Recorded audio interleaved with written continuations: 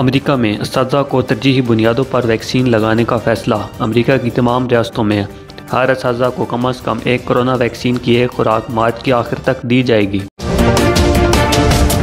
आलमी अदालत ने फ़लस्तीन में इसराइल के जंगी जराइम की तहकीकात शुरू कर दी। दूसरी जानिब इसराइल ने आलमी फ़ौजदारी अदालत की जंगी जराइम की तहकीकात के आगाज़ को मुस्तरद कर दिया।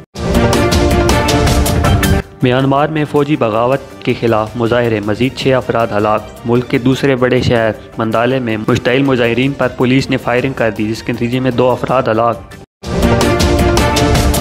वज़ीर आज़म इमरान खान आज रात कौम से खिताब करेंगे। वज़ीर आज़म का खिताब शाम 7 बजे दिखाया जाएगा, जिसमें वो सेनेट इंतखाबात के हवाले से कौम को एतमाद में लेंगे।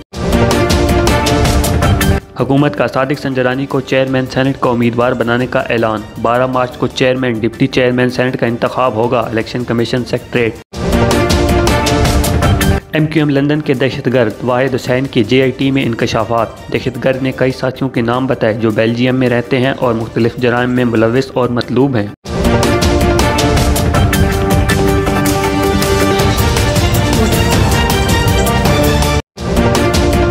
लाहौर कलंदर्स ने बायोसिक्योर बबल पर सवाल उठा दिया। बोर्ड को सिर्फ कागजी बायोसिक्योर बबल नहीं बनाना, बल्कि इस पर होटल और वेन्यू में अमल दरामद करवाना था।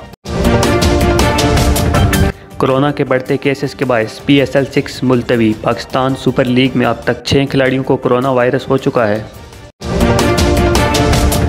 वेस्ट इंडियन बल्लेबाज केविन पोलार्ड एक ओवर में 6 छक्के लगाने वाले दुनिया के तीसरे बड़े बैट्समैन बन गए। केविन पोलार्ड ने यह कारनामा श्रीलंका के खिलाफ T20 मैच में सरअंजाम दिया।